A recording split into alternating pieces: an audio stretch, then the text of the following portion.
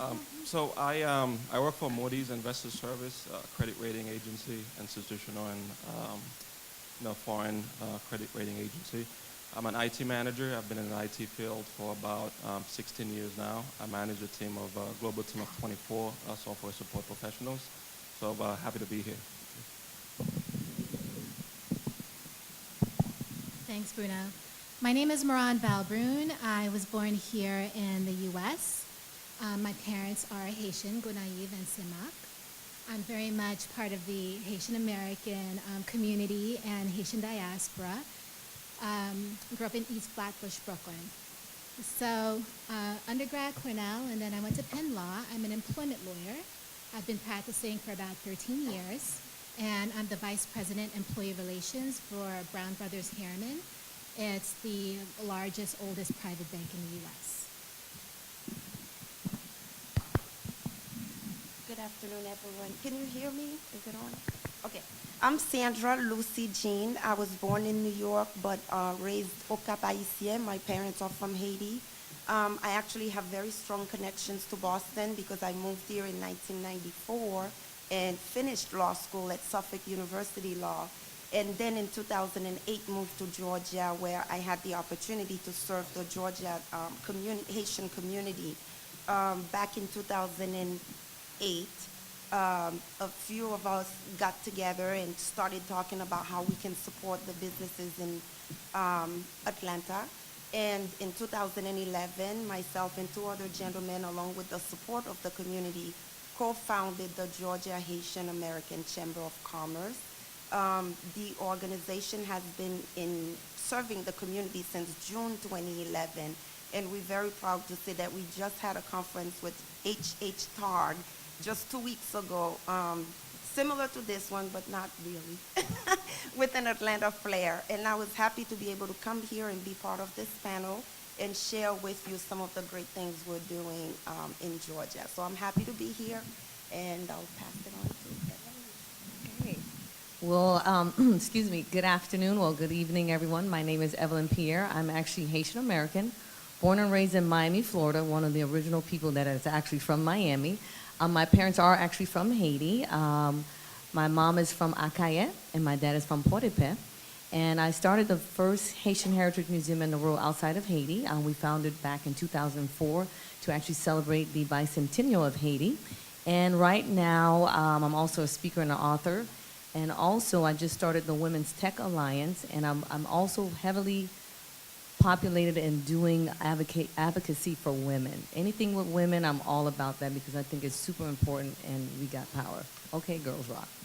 I'm gonna applaud that. Okay. So good afternoon. Once again, my name is Assemblywoman Solages, and I represent the communities of Elmont, Valley Stream, and Franklin Square for a park on Long Island in New York State. It's a pleasure to be here amongst the great panelists and our great monitor as well. I was elected at the age of 27 to the New York State Assembly. I was the first Haitian ever elected, and I was the only at one point, and now there's others. And right now I'm the highest elected Haitian official. So I made it a priority to make sure that community, that constituency has been given the attention needed in New York State, making sure they have access to health care, resources, and for information. I think sometimes we don't get the information out and disseminated in certain ways.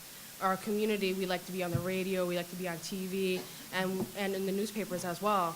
So we need to make sure we translate that information. So in my first term, that's what I did. I was boots on the ground, talking, galvanizing the Haitian-American community, and giving them the resources needed.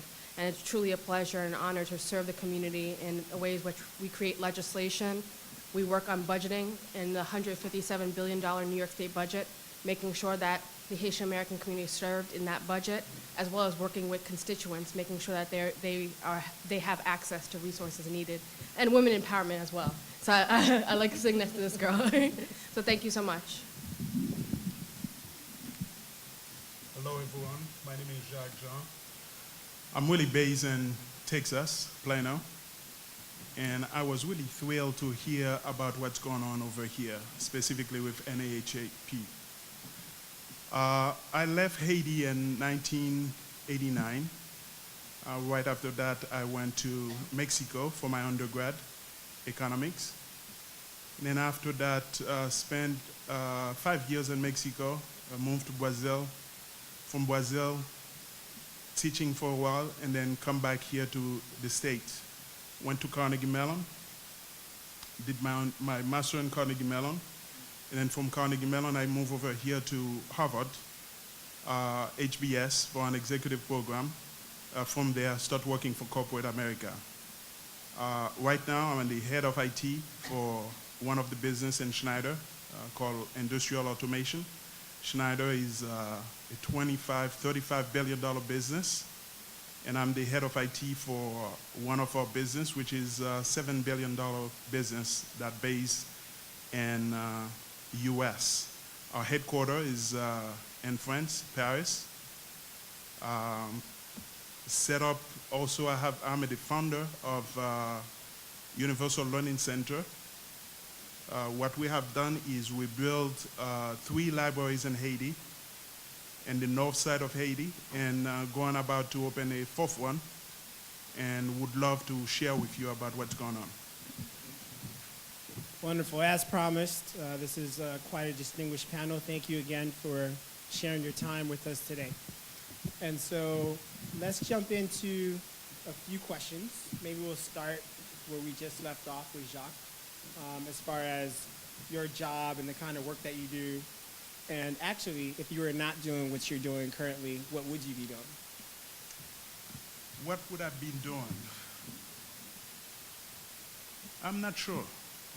I think one thing that I discover about myself is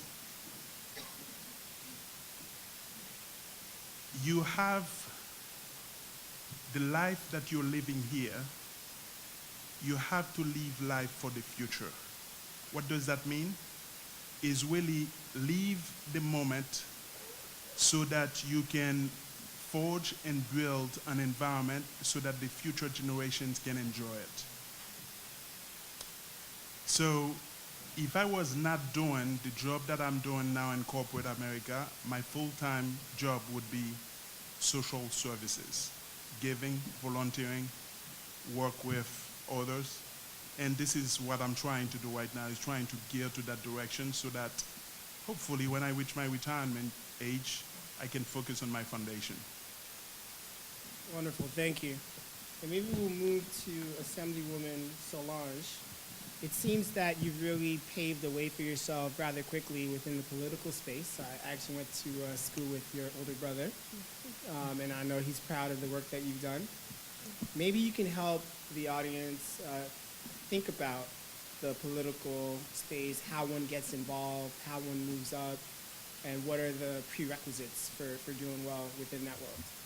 And that's a wonderful question, and I believe that every citizen all around the world should be involved in government and in politics. Every day we interface with either government or politics, and it affects us.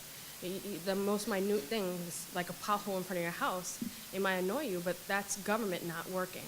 And so it's so essential that we become involved and we become active members. And so I don't have a fancy law degree. Actually, before I became an assembly member, I was a librarian at Hofstra University in the Accent Library. And I worked there for about 10 years. And I just wanted to be involved in my community. I saw education wasn't as good as it should be. I really care about dual language learners. And one thing that really annoyed me was every time I walked into a public library, I didn't see books in Creole, or I didn't see books that talked about, a broad range of topics. And so I wanted to change that. And so the opportunity came when I could help other candidates get elected. And what I did was I learned how to campaign, I learned how to be involved in politics, I learned who my public officials were, because I think not many people know who their senator is. Do you know who your state senator is? Yeah? Raise your hand if you know who your state senator is. Okay, that's good.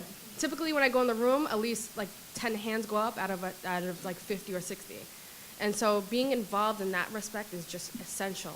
And so when I tell anyone, I say anyone can become involved in government at any age, no matter what, you could be involved at, and whatever your ethnicity is, just get involved. And so I started off working in campaigns, and then I actually volunteered at a legislative office. I learned the in and outs of government, and I decided, hey, let me run. And a seat opened up in my area. After redrawing the lines, every 10 years after the census, they redraw the lines, and a new district was created, and so I decided to run for it. You know, I didn't really have, like I said, a legal background. I didn't have, you know, an extensive governmental background, but I had the heart, and I had the passion, and people see that. If you care about something so much, and then you have a strategy and a plan to achieve that, then you could do whatever you need and get involved in government that way. And so it's so important what we're doing here today is because I said before, we're communicating. And that's the key. A lot of people don't realize that, you know, the government, we interface with it. So we have to communicate, we have to galvanize, and we have to work together to make sure that we're represented in government. I was reading a statistic from the Minority Populist Institute. I have it right here. And it said that the majority of second-generation Haitian population is at 58%.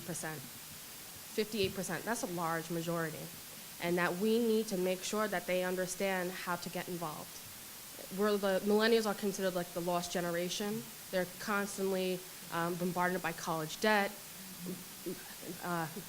housing affordability, which is a major issue. And so, you know, all these problems that they have, they forget that they need to get politically involved. And so it's so important to keep reminding them, hey, go out to vote on election day, get involved, or, you know, visit Haiti. There's many great groups in New York State, like My Haitian Travels or Bella Tours, where you can go to Haiti for a week and they do everything for you. All you have to do is buy your plane ticket and you can go to Haiti and visit all the great things. But that's spending and shopping local in Haiti, and I think that's what we need to do as well and become more involved in politics and government. Thank you, Assemblywoman Solange.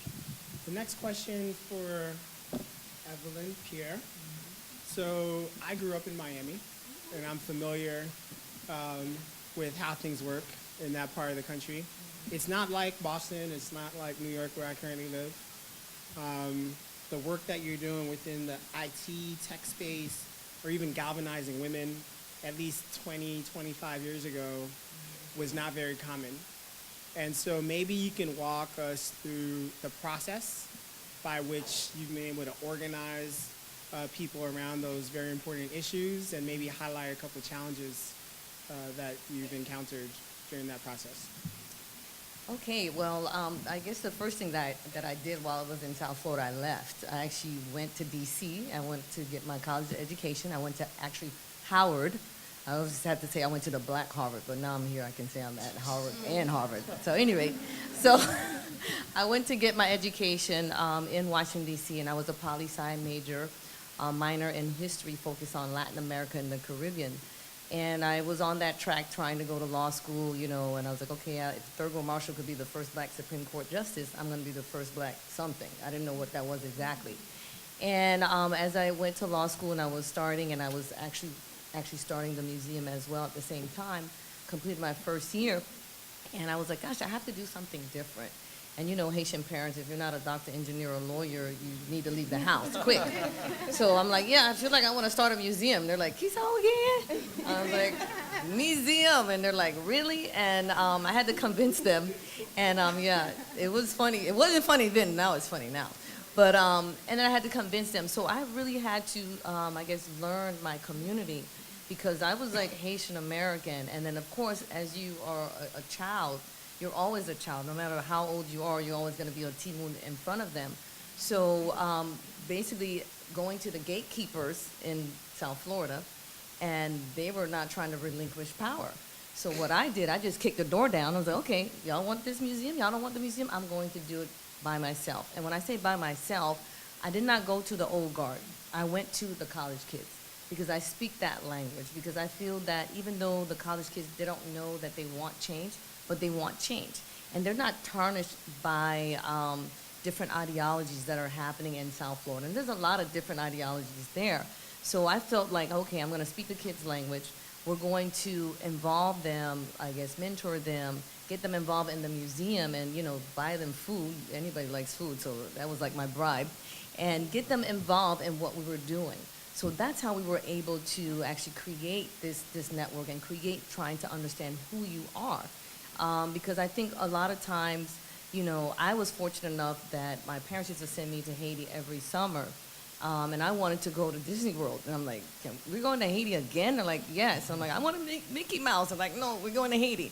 So that really helped me as a child, because then I wasn't fooled by the news reports that they would show on TV.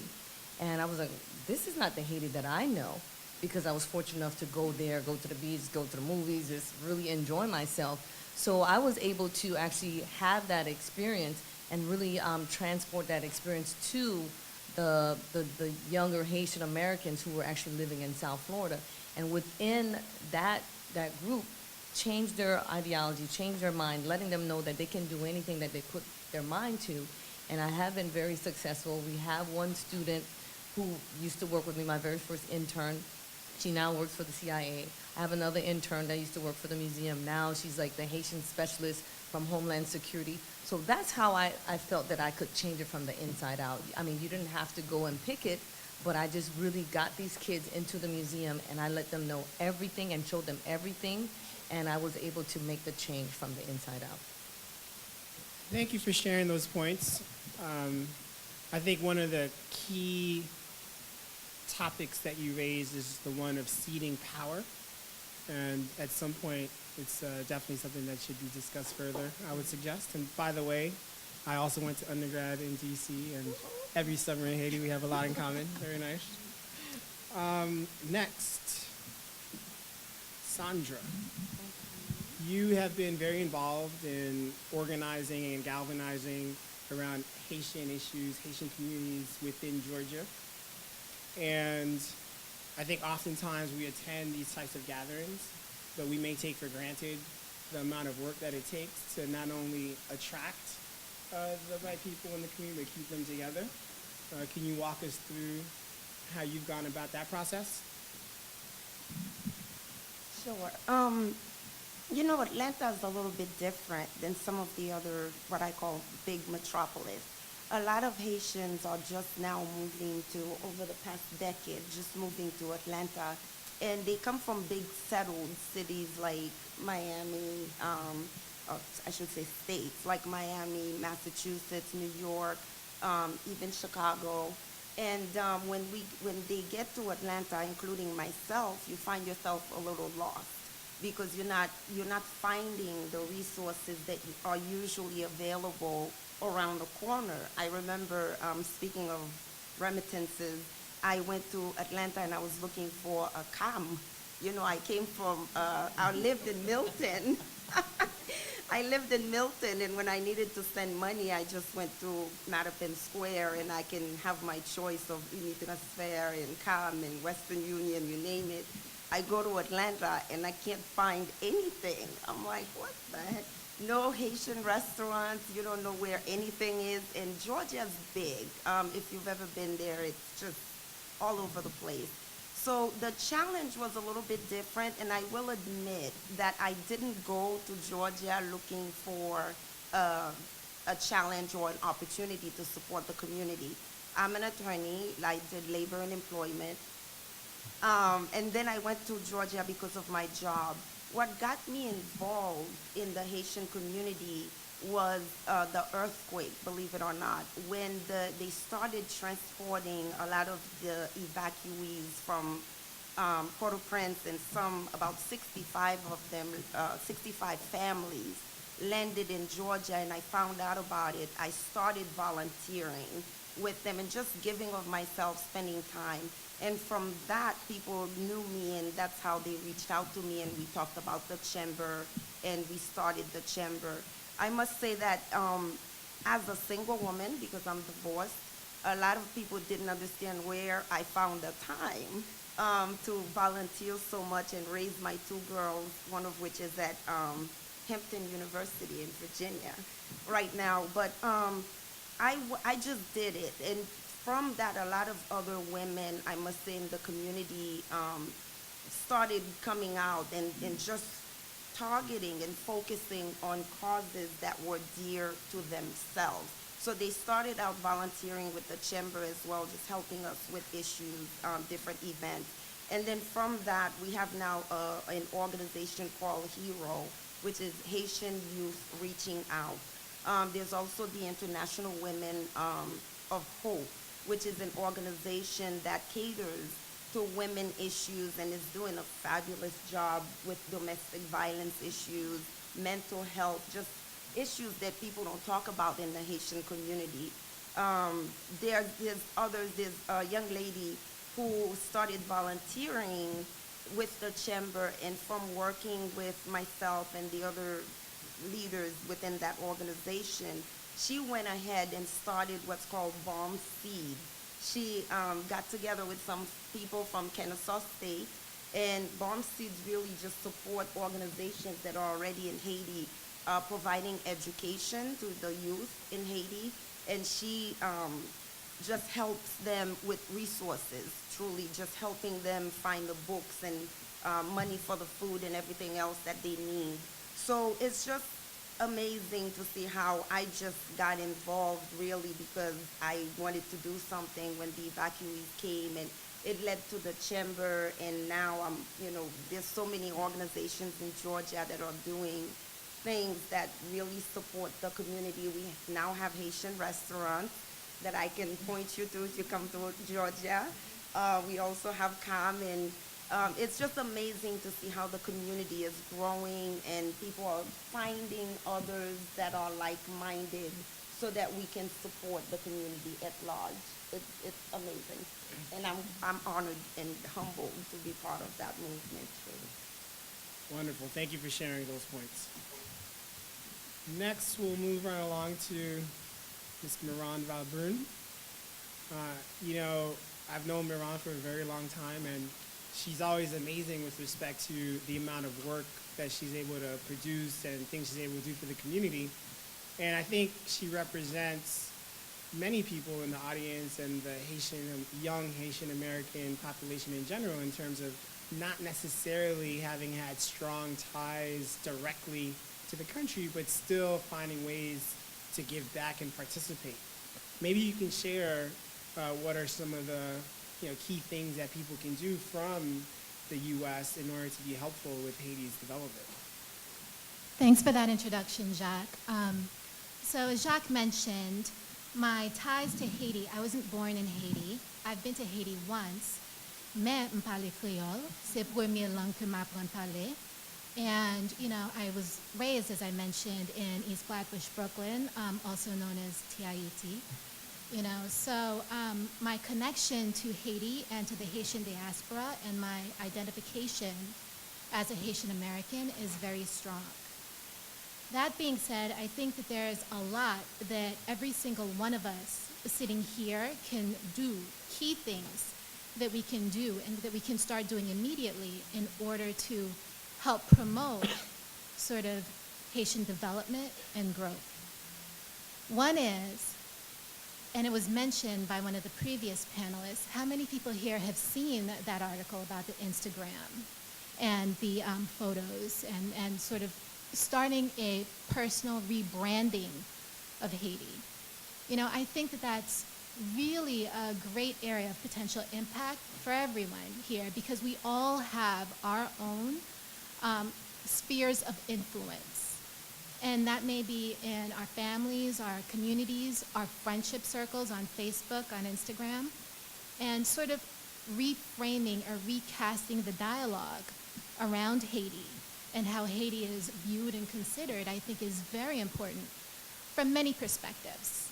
From the perspective of raising interest in terms of things like tourism, in terms of raising interest in terms of asking questions, serving as a first point of contact for your personal contacts who may have questions about Haiti, who may want to learn more, and who may be prompted or inspired to start having those conversations with you by virtue of the posts, the very positive posts that you're raising on your personal social media platforms.